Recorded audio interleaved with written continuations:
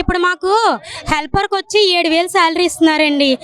వర్కర్కి వచ్చి టీచర్ అంటే వర్కర్కి 10,500 11,500 11,500 7,000 రూపాయల శాలరీ తీసుకుంటున్నాం మేము.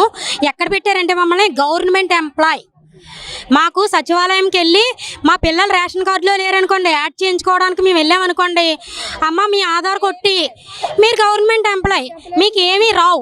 ఒకవేళ ఆ కుటుంబంలోని ఆ ఇంట్లో ఎవరైనా ఒక వృద్ధురాలు ఉన్నారనుకోండి, ఆ వృద్ధురాలకు పెన్షన్ తీసేస్తున్నారండి. వాళ్ళు ఇచ్చుంటే ముందు తీసేస్తున్నారు. అలాగే ఏమన్నా వికలాంగులు ఉన్నారనుకో, ఒక అంగన్వాడీ వర్క్ చేస్తుంది, తన భర్త వికలాంగుడు అనుకోండి, వాళ్ళకి పెన్షన్ లేదండి, రాదంట. అదే అమ్మఒడి లేవు. ఇంకా ఏంటంటే రేషన్ కార్డు కూడా మెయిన్ ఇంపార్టెంట్గా, రేషన్ కార్డే లేకపోతే 11,500 రూపాయల శాలరీ కాకినాడలో నివసించే అర్బన్ ప్రాజెక్ట్ వాళ్ళకి కేవలం ఇంటది ఒక 2 రూములు తీసుకుంటే 6,000 రూపాయలండి. ఒక్క ఆడది 6,000 రూపాయలు రెంట్ కట్టుకొని కతిమ 5,000 పెట్టి తినేసి ఇవన్నిటికి ఎలా జరిగిపోద్ది? పిల్లల్ని చదివించుకోవడానికి కుటుంబ బాధ్యతలన్నీ అంతేనండి. ఇంచుమించు 6 సంవత్సరాల నుంచి ఒక్క 1,000 రూపాయలు కూడా పెంచలేదండి శాలరీ.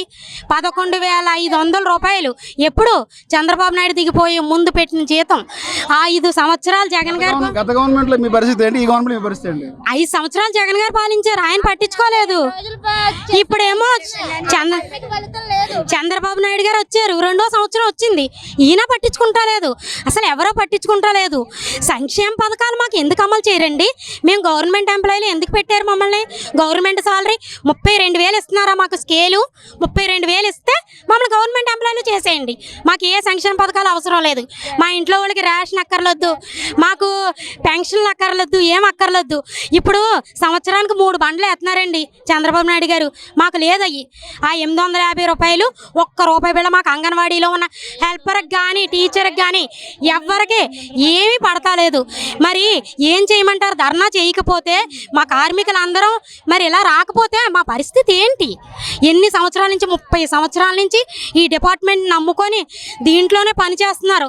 150 రూపాయల జీతం నుంచి చేసిన వాళ్ళకి ఈనాడు 10,000 రూపాయలతో బ్రతకగలరండి అసలు అని రెంట్ కట్టుకొని? ఎంత దారుణం అండి. కూడా లేదు అసలు. బెనిఫిట్ మేము కాకినాడ నుంచి వచ్చామండి. రిటైర్మెంట్ 30 సంవత్సరాల నుంచి చేసి పని చేసి వాళ్ళు రిటైర్మెంట్ అయిన తర్వాత వాళ్ళకి కలిగేది ఏమీ లేదండి. పిఎఫ్ కానీ ఏమీ లేవు.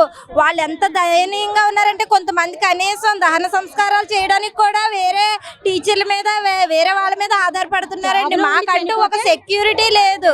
మేము ఇంత మా శ్రమ గవర్నమెంట్ గుర్తిస్తలేదండి, ఎవరు గుర్తిస్తలేదు.